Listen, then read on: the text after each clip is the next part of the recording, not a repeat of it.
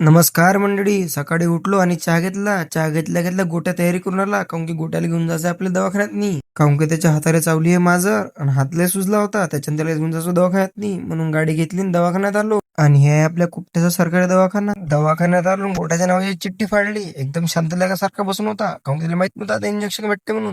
दवाखाना गेला आणि घरी आलो. घरी आल्यावर कूलर काढल्या वरती चढलो तर कूलरच्या टपाच्या मागं होतं मोय. कसा बसा हिंमत करून टप वरती काढला आणि माशासाठी धुवा केला.